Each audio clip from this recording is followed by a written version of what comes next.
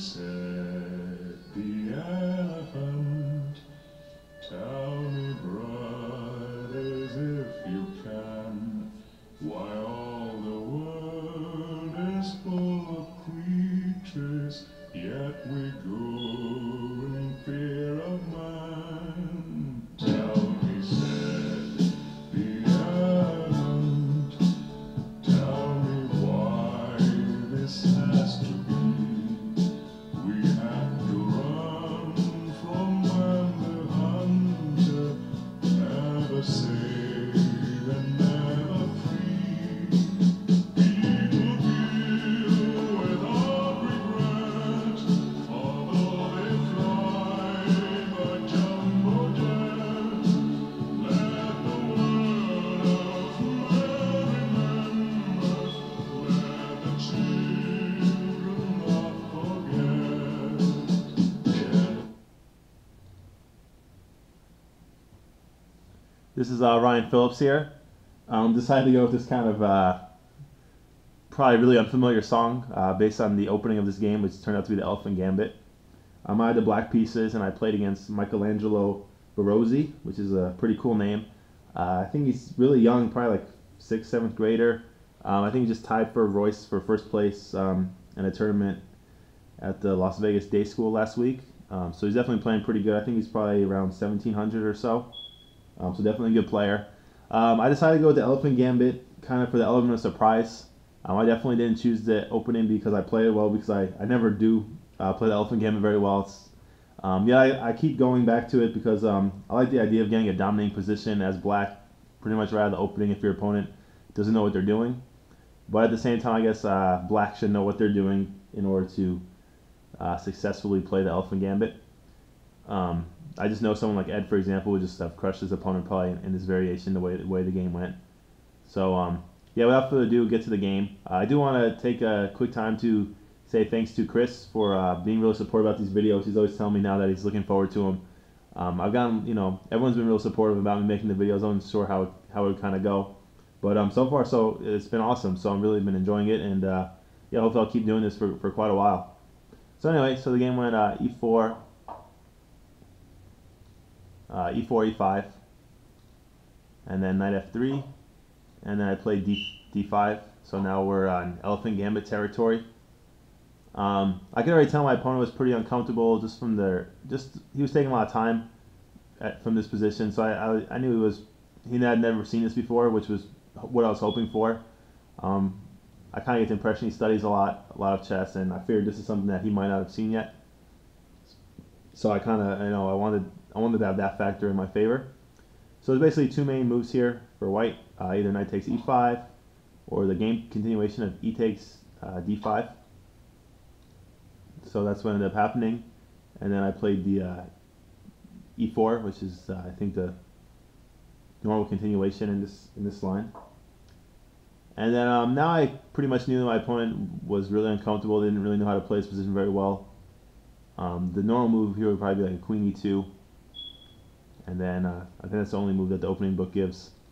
And then, but my opponent ended up playing knight d4. So already, someone like Ed, I think, would just completely crush his opponent from here on out, or at least cause a lot more problems in the game than I ended up causing. My initial reaction, which I have this bad habit of not listening to my gut feelings sometimes, but just queen takes d5, which is what I wanted to play, is pretty good. But I couldn't see a good variation after. I didn't really like knight take b5, to be honest. The computer shows queen e5, which is a very simple move that I missed. I thought I would have to play something like knight a6, and so I missed the centralizing queen move with queen e5. So I thought I had to play something like knight a6, and at this point I didn't really. I didn't think black's position was bad by any stretch, but I didn't really think the position was all that great. I really didn't like having the knight on a6. And I thought the knight on b5 was a pretty good piece, and then the other knight's going to be developed. So, I just didn't think that it would give black any advantage. But maybe I was just being too greedy. It's only move 5, and if black can equalize already. And this is with the second best line for black. If black's equalizing with the second best line already on move 6, or actually move 5 technically, I guess I can't really complain. But I didn't like knight to b5 too much. And then after queen e5, Black already has a small, very small advantage. So I played the conservative move, knight f6, and then my opponent followed up with knight c3. So I kind of looked at a few things. Computer likes bishop b5, and I was actually pretty worried about this move during the game. So I didn't really, I didn't really know what I would play. I was debating in my head. There's really only two moves to play here: knight b to d7 or bishop d7. I think knight to f to d7 is pretty. That move doesn't really make any sense to move the same piece twice when you can develop another piece. So I figured if my opponent played bishop b5 check, that I thought they would have a slight advantage, like the computer says. And I also considered c4. And I plan on playing c6 here. And then computer says knight c3, but I was actually thinking was curious about queen a4. Just trying to hang on to the pawn, which I guess white can hang on to the pawn here, but it looks like black should have compensation, probably because this pawn structure is not so great for white, and the e4 pawn is going to be a kind of a nuisance for black or for white to complete their development. This bishop really doesn't have too many good squares. Probably just e2 looks like is the only place it could go to. But anyway, yeah. So white played knight c3, and then I played c6. So already, I understand already why I don't crush my opponent in these type of games, because if I'm making pawn moves and not that my position is bad or there's anything wrong with it, but it's just these aren't the type of moves that are going to get you like a crushing victory or anything. The e4 pawn is a nuisance for white. But at the same time, white's up a pawn, and they have two pieces developed. Black only has one, so I'm not I didn't get a huge lead in development or anything, and I'm down a pawn, so I could see why it'd be hard for me to just totally dominate my opponent from here. The features that are pretty nice for black is that both the bishop diagonals are open, whereas the dark square bishop for white can't move yet, and then also this center pawn mass of e4 and d5 could turn out to be pretty good. Although, at the same time, if I'm not careful, it could end up turning into a weakness. So it's kind of one of those, that's kind of how chess is. Something that looks like a strength, if you don't play it right, could be a weakness. So my opponent played d3 here, which I thought was the best move and what I was expecting. Already, though, my opponent took a really long time on the clock, probably about 20, 25 minutes at this point. So definitely could see my opponent was unfamiliar with the position. But at the same time, he hasn't really played badly. Knight to e4 is a bad move, but even after queen takes d5, which is the best move white didn't play terribly. Most of the moves were pretty logical so far. So my first reaction again was bishop b4, which I ended up rejecting. I was kind of afraid of bishop d2, or actually bishop g5 was starting to look kind of scary to me the more I thought about it. Computer shows it being fine, but it's one thing for a computer evaluation, and it's another when you're analyzing at the board. I was pretty worried about the e4 pawn. If I didn't want to have to take, for example, and then the bishop, then a white's development is pretty awesome here. All of their pieces are on good squares, and black still has two pieces that are undeveloped, and white's also up a pawn still. So everything's looking pretty good for white in this position. And the bishop on d3 is pretty menacing. This is a good diagonal for the bishop. So, and also white can castle now pretty, next move. And then also if black tries to castle, then, then you can really see the strength of the light square bishop hang on the h7 square. So the b1, h7 diagonal is just awesome. So, I was pretty worried about this variation. I was kind of worried about the this e4 pawn. Even after a move like c takes d5, I was still kind of worried that that this wouldn't be too great for black here. So I guess actually here the computer recommends gambiting the pawn, but I didn't consider any of this during the game. I just kind of thought that this looked like a pretty dangerous line for black if I wasn't careful. So I just went with c takes d5, and yeah, so I basically moved this pawn twice, and again, you're not going to get any kind of crushing victories when you have to make these successive pawn moves right at the opening. So 6 moves into the game, I only got one piece developed, and even though my bishops will be able to develop quickly, still I don't think I did anything spectacular in this opening. In fact, I think I played it pretty poorly. It's weird, whenever I plays elephant game positions, I always forget about just how strong queen takes d5 is, it seems like. And I always end up playing this c6, c takes d5 move order. And I'm always like kicking myself, thinking like I probably had something way better than what ended up happening in the game. And then I, look at the game afterwards, and it's like, oh yeah, I did have much better ideas here that I did end up playing. So anyway, this position, my opponent played bishop e2, which I thought was pretty surprising. I wasn't expecting that move, and I didn't think it was particularly. I thought it was a pretty bad move, to be honest. Obviously, idea for white's just a castle now, but it doesn't really pack any poison. This type of move. At the same time, though, it did kind of make me realize how bad my play was at the opening, where with a move like knight to d4, my opponents basically give me all types of chances to not let them complete their development. So now that white can castle next move, and there's really nothing I can do about it, I'm pretty aware even during the game that I didn't handle the opening too well. And then this next move, I guess, isn't so great either. I just wanted, I wanted to be able to castle also, so I played bishop e7, which isn't a very active square. And then I thought maybe it would be a good move because I was still kind of a little worried about bishop g5. I did like kind of having the bishop protect the knight on f6, and then also hit the long diagonal if for some reason white were to take on f6 at some point in the game. But yeah, so nothing. I haven't really done anything too spectacular in this game up to this point. So white castles, and then I was tempted to play knight c6, but I didn't like.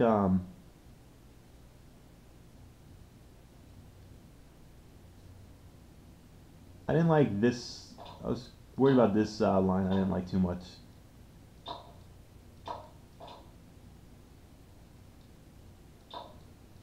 And yeah, I didn't really like this. I just thought black's pawns are pretty loose. I didn't like the pawn on c6.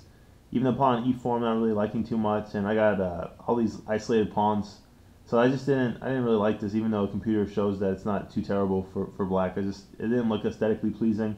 And I didn't really see how I could progress from here. So that's why I avoided knight c6, which actually was my first instinct in this position also.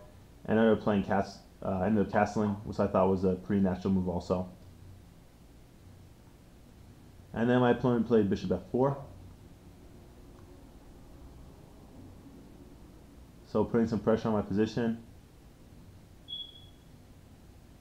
And then I was actually thinking about playing knight c6 here also, but I was a little worried about.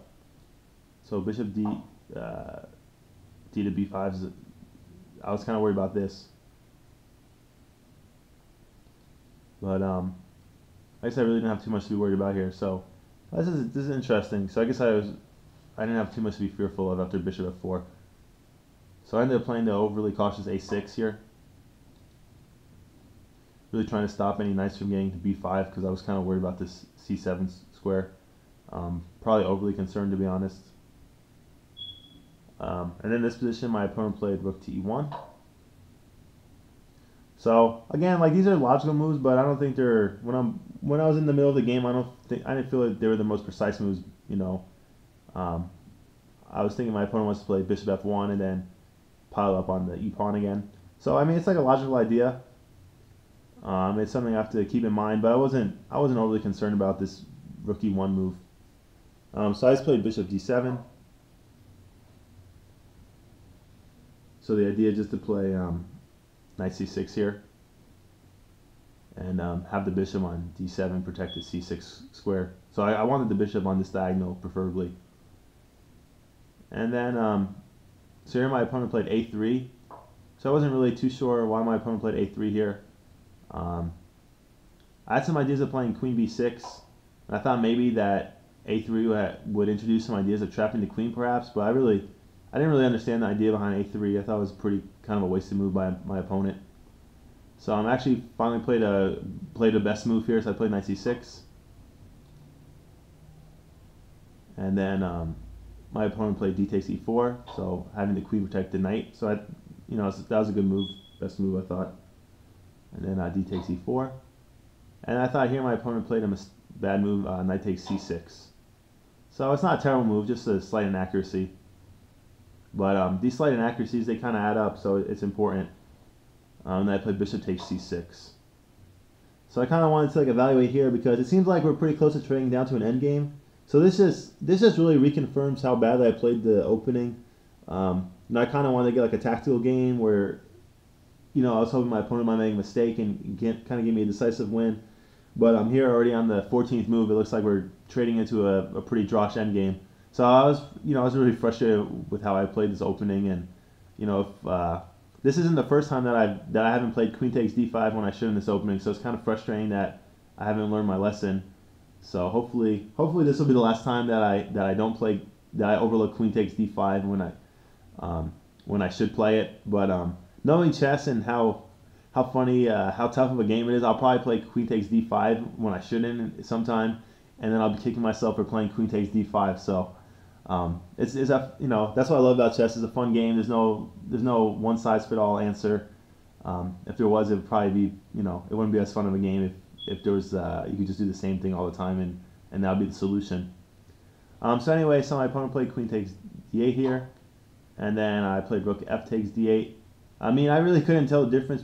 I really didn't know why we better take with this rook on the rook from f to d8 versus the rook a to d8. I just figured maybe the rook from on a8 might want to go to c8. So that was basically my whole thought process on this move.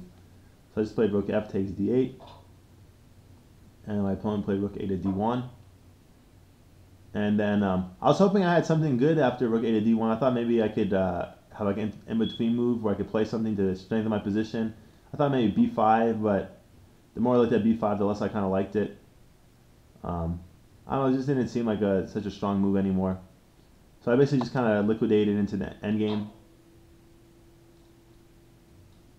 So yeah, you might be thinking this is like a pretty boring game, which it kind of was. It was a pretty dry game. I was surprised I was able to win, even though my opponent was really young again.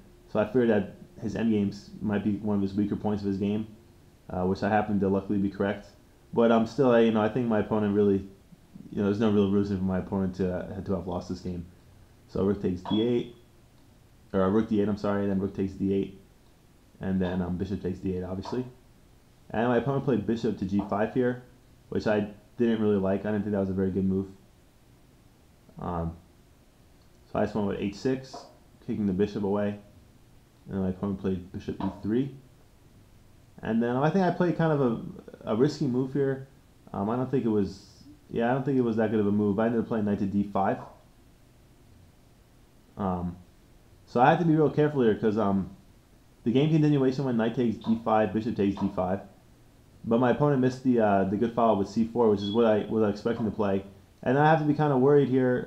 Not worried, but I have to be careful here that these three pawns against my 2 pawns don't end up creating a passed pawn that kind of makes my life more difficult than it should be. So I was a little concerned about that. But let me go back to this part of the game just because it's a somewhat critical part. Obviously, my opponent can't take the pawn here because then after I take the bishop, then I'm going to win the knight. So that's kind of I guess the I don't know. It's not really much of a tactic, but that's the reason why I'm able to play knight to d5 here. So anyway, so knight to d5, and then bishop takes d5, and then I think at this point my opponent got kind of lackadaisical, just thinking the game was drawn and didn't really put forth too many good moves. So king to f1, which I didn't like this move. I thought it was just a bad move from just a practical standpoint. I mean, objectively, it's probably not terrible or anything, but it seems like my pieces start getting a little bit of activity now. So I played bishop f6, and then my opponent played c3, and then I played bishop e5. And then here I thought my opponent played another pretty bad move. He played h3.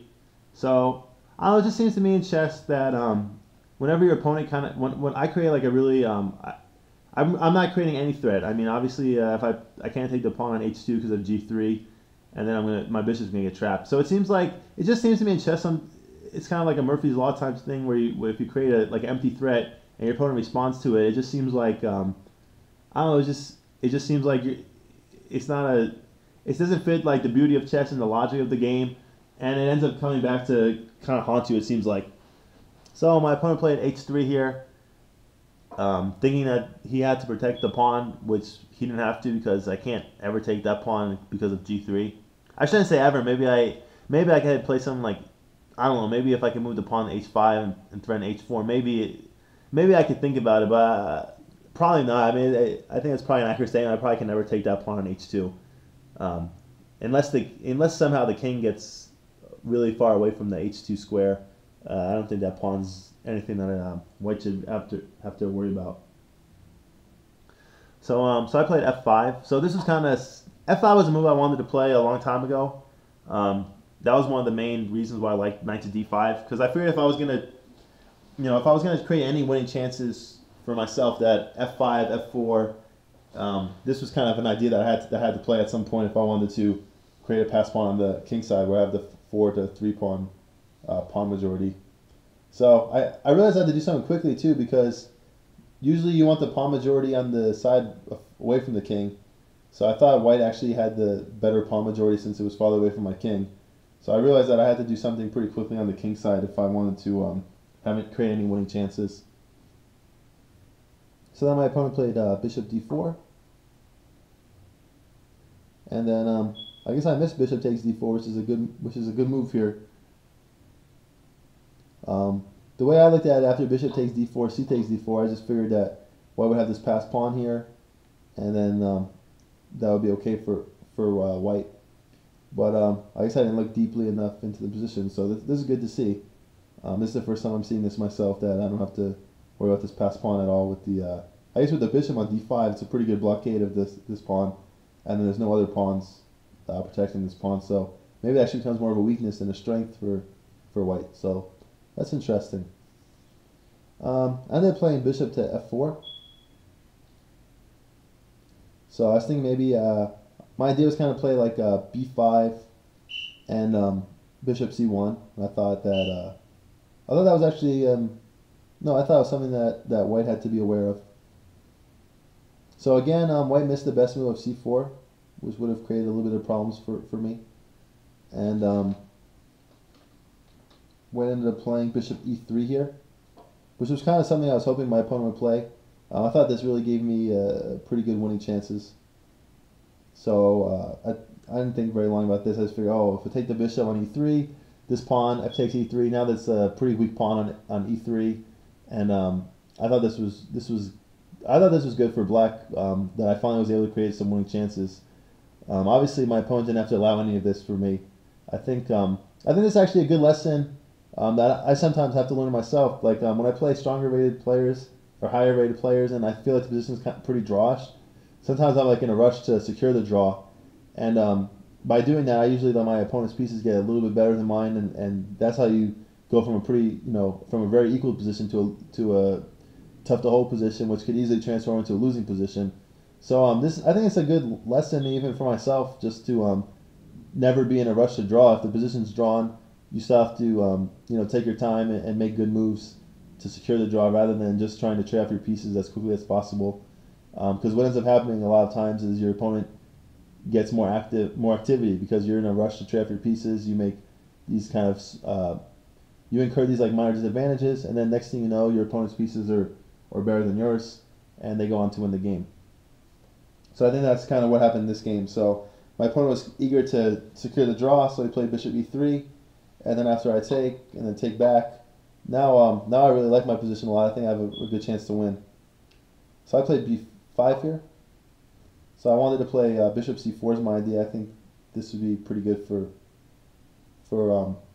black if I could play that move.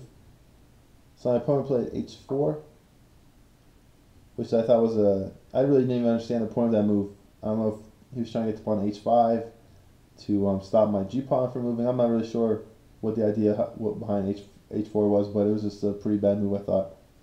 So I played bishop c4, and then my opponent took, and then I took, and then I thought from here it was pretty easy. I mean, I guess you can never say a king and a pawn endgame is easy, but especially when there's equal amount of pawns on the board. But I think this is pretty much the easiest king and pawn endgame that I think they could pretty much have. So my opponent played king f2, And then I played king f7. And my opponent played king e2. Played king g6. And my opponent played g3. And then for some reason I got a little scared to play the best move, king h5. I was worried about b3 for some reason. So I'm not sure why I was too worried about that.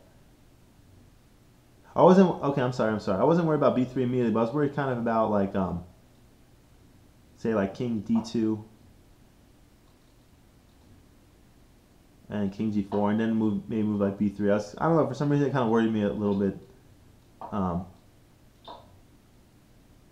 Yeah, so yeah, I mean, I could go into this. I didn't see this during the game, but the way I looked at it, I was like, oh man, this c pawn is something I have to worry about. So that's why I was cautious to play king h5. I mean, obviously I didn't miss that move. I knew I could play it, but I didn't realize that I have to be really accurate in my calculations here, that that one of my pawns are going to queen first.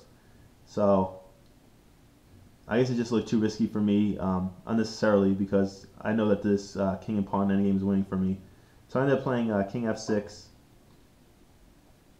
So I guess that's a pretty bad move. I went from a -7 point advantage to a -1.94.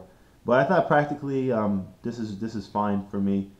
I thought it was, I don't have to really worry about his threats to creating this passed pawn as much with the king so centralized here.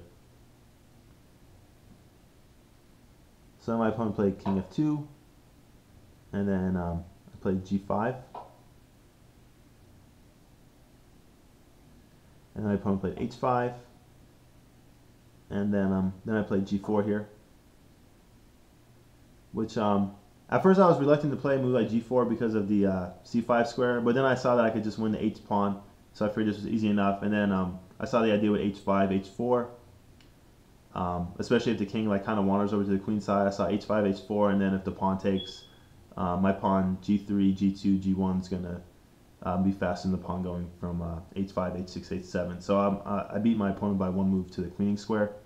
So once I saw that, I realized I could play g4 and then just take the h pawn. So my opponent played king e2, and then I played king g5. Oh yeah, and also I have to, now I see that I can bring my king back quickly. So after like move like b3, I can get back in time to cast a c pawn. So king d2, so take, and then b3, I took, and then c4 here. And the computer shows f4, which is a pretty beautiful move that I didn't see. This is real pretty. So I guess the idea is I'm creating another passed pawn, either way that it takes, and then the white king can't stop both this b3 pawn and the e4 pawn. And this is just real beautiful. Wow, that's a really nice move, f4. I didn't see that during the game, but it seemed, even though it seems like a move that seems like it should be hard to find, I think that's a move that I should be able to find in the game, to be perfectly honest. Yeah, that's a real beautiful move, f4. I like that a lot. Well, that's pretty sweet. All right, so anyway, so I kind of played more pass, or I guess played more chicken rather than f4. So I just pushed b2, and then ended up deciding to queen the pawn here. So the rest of the game is pretty self-explanatory, but I'll go over it anyway. And then c5, king f6, and then I think he stopped pushing the pawn here. Yeah, he played king c2, and then I played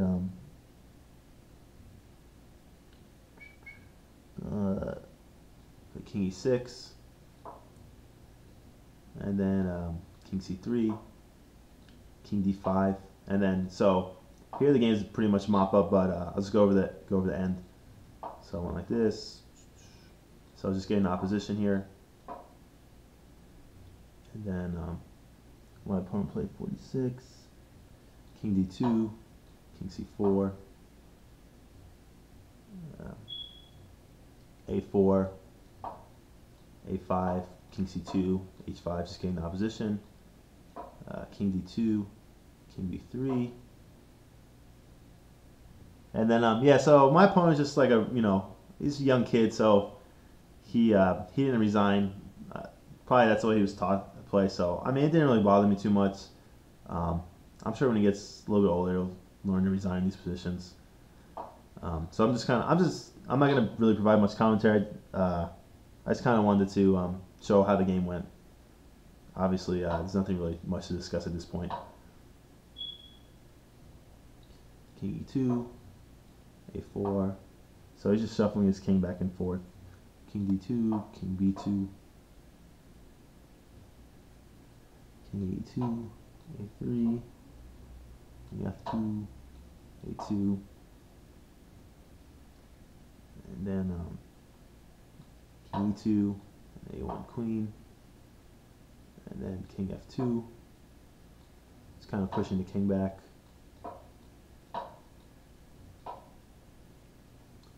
And then, yeah, I didn't play the most precise moves here. I just kind of ran the king over, which is really unnecessary.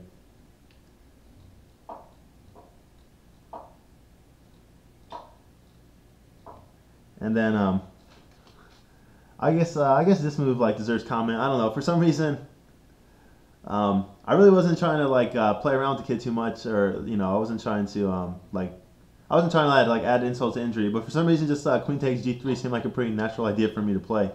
I don't know why it seemed like the easiest way to win the game for some reason to me. So I played that, and then F4, and then here, and then G3, and then for some reason I thought it was strange that my opponent decided to keep the king on the H file, so that they can't get off the H file. And at this point, my opponent actually gave me the black queen, kind of put over to my side of the board. So of course I kind of had to be a punk and actually, I don't even know how to under-promote this, but I under-promoted this to a rook. Huh, how do you under-promote? Huh. Software flaw. So this should be a rook. I actually under-promoted this to a rook. And again, I'm not really showing this for any particular reason other than just to put the conclusion of the game in the video, that's all. So F3. King H6.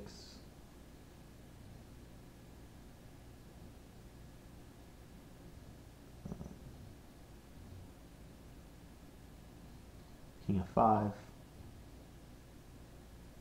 So we just went something like this.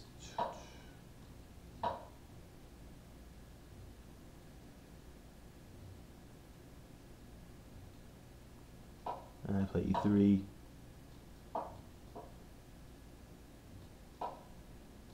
Okay, checkmate. So anyway, yeah, like I said, hopefully you'll learn how to resign more appropriate time next, maybe as he gets a little bit older. But anyway, I did want to comment. I mean, it was a definitely a game that should have been a draw. So I don't really have too much to be proud of, I would say, about my play. I don't know. I think I've kind of been in a pretty bad slump, to be honest, and I don't know. I guess there's two approaches. I could really bang my head against the wall and play chess all the time to get out of the slump, or I don't know. Maybe the approach I'm doing is not the best idea, but I'm just kind of taking it easy, and I haven't really been thinking about chess too much or practicing that much, just because I'm trying to keep my brain fresh. I'm hoping that will inspire some new ideas and some creativity. Because I think the worst part about my games, about this slump, is there hasn't really been any creativity in any of my games, which really bothers me because I always consider myself a creative player, and that's really the way I want to play chess. So the fact that these games have been so boring and there's really nothing creative in any of the games, that's really why I feel like this is a pretty bad slump that I'm in. But anyway, I guess when you're not playing good chess and you can get a victory still, you can't really complain too much. And even though he's a young kid, he's a pretty good player. So it is good to get a W still. But I just hope that in the future I could play something more inspiring, so that I'm not getting these really draw positions on move 14. I want to do something. I want to create something better on the board than these draw positions. But anyway, hopefully this video was somewhat instructive. I think at least the way that I was able to convert to endgame when my opponent played some pretty inaccurate moves was, I was pretty happy with the way I played the endgame. I think the endgame has kind of slowly transformed from one of my weaker parts of my game to something where I'm pretty. I wouldn't say it's like a great strength, but I feel like I'm getting pretty adequate at the end game. So that's something to be like, something to be positive about. It's funny. I was actually reading this Carpet of Endgame book where he's talking about Isis. He's known for not being afraid to put his pawns on the same color squares as his opponent's bishop, and endgame, especially when it could like restrict their mobility. So I thought it was pretty cool that my pawns kind of ended up on the same, like all my pawns were on basically light squares to restrict my opponent's light square bishop on e2. So that was kind of cool that it's something I was reading in a book actually helped me in a game. But anyway, yeah, that's this game, and I'm not really sure how much more I'm going to be playing the Elephant Gambit. But I'm definitely trying to broaden my horizon as black a little bit rather than just play the Sicilian all the time. It looked like there was another good game between Hugo and Glenn, and Hugo played like the Grand Prix attack, and he was getting he looked like he had a pretty nice position. So I don't know. It looks like that's a pretty tough opening. It looks like at the club right now. It seems like whenever White plays any kind of close Sicilian or Grand Prix attack, they're getting a pretty good game out of it.